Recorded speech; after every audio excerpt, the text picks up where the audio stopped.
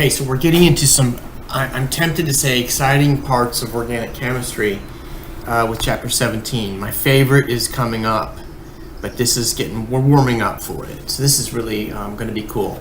So the first thing we're going to do is we're going to talk about dienes in chapter 17. And we're going to talk about cumulated, conjugated, and isolated. Okay, cumulated bonds are, as you can see, adjacent to each other. You see them right next to each other. There's only one carbon in between them. So it's carbon double bond here and a carbon double bond here.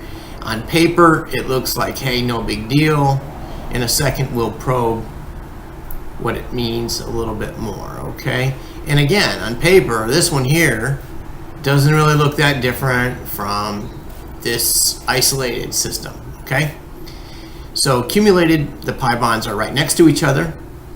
In a conjugated, they're separated by exactly one single bond. Some of you are gonna have to get your eyes used to this. To some of you, this will come very easy.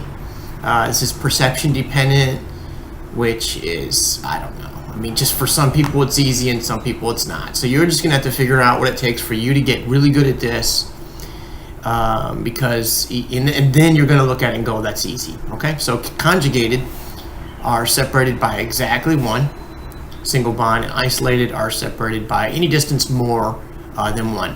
Another way to think of this, I've forgotten now if this is coming up in the slides coming up, but watch this. Look at the hybridization of each of these. This is sp2. Watch this. This is sp2. This is sp2. This is sp2. And you see I've got 4 sp2 atoms in a row. Okay, now what's the hybridization of this first one? It's sp2. What's the hybridization of this one? It's sp2. What's the hybridization of this carbon right here? You know what? I'm not going to tell you. You tell me. Okay? Yeah, say it out loud. Okay, look at this one. What's the hybridization of this carbon? It's sp2. sp2. And what's the hybridization of that?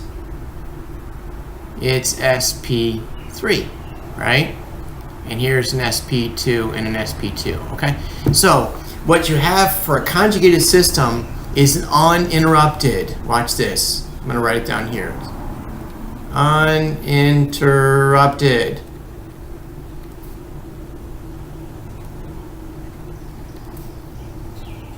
system of pi orbitals. Okay? Uninterrupted system of pi orbitals. Okay, so we'll talk more about that. But this is a big deal. It's going to be, if you can understand it, there's going to be a lot of things that become very simple. All right? So now look at this a little more. Accumulated bonds, as I said a moment ago, those kind of look the same, but if you look at accumulated double bonds, here's what happens. You've got overlap, side-to-side overlap of an unhybridized p orbitals here, right? Here's an unhybridized p orbital, unhybridized p orbital. They become a molecular orbital, a pi orbital right here, right? You see that? There's the pi orbital that goes side to top node, bottom node. Because these are side by side, they're parallel to each other. But the other unhybridized p orbital is perpendicular to it. Can you see it? So this pi is perpendicular to this pi. Here's a pi bond, and here's another pi bond. But they're perpendicular to each other. So they do, watch this, not overlap nicely. They do not overlap nicely. How do you spell nicely? Is that a C? Just a minute here. N-I-C-E-L-Y. Nicely. Frowny face. Okay? But look at these now. Here's an unhybridized p orbital. Here's an unhybridized p orbital. And this carbon, unhybridized p orbital, unhybridized p orbitals. And they make now pi orbitals. Look at that, side-to-side overlap. Side-to-side overlap. We'll talk about molecular orbital theory here in a few more minutes, but for now, let's keep this simple. Side-to-side overlap, and look at this. Since they're parallel to each other, we can have an additional side-to-side overlap here. Oh yeah. Look at that. Okay, so conjugated is the magic system. And this is not magic because isolated, well gosh, there might as well not even be another double bond in there, right?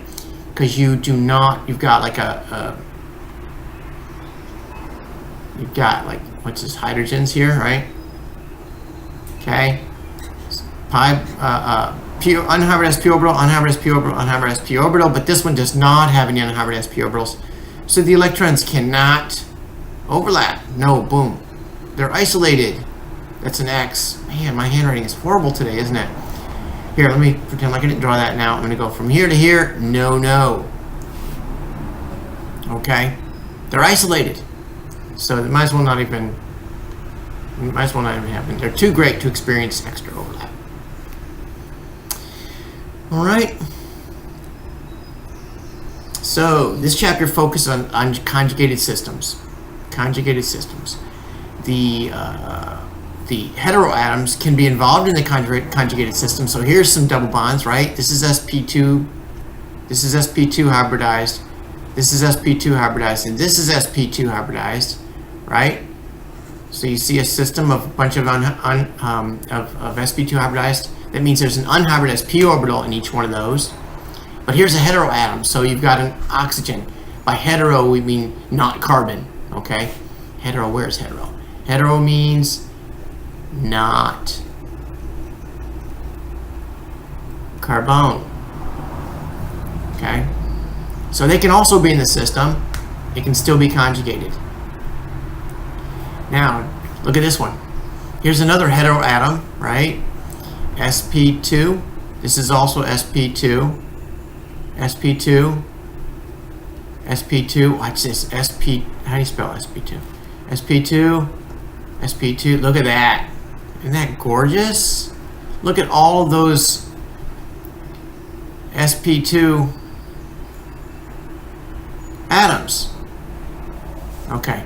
So, but one of them happens to be nitrogen, which is totally fine. You can still have a conjugated system if you have a heteroatom involved, okay? So the recommendation then that I've got here for you is to draw a picture of the molecule to the right, indicating where the pi bonds are and how they overlap. In other words, draw a picture like these pictures, okay? Draw a picture of the molecule shown that is showing where the unhybridized p orbitals are and how they overlap to make pi molecular orbitals, okay? And it'll help you see this story.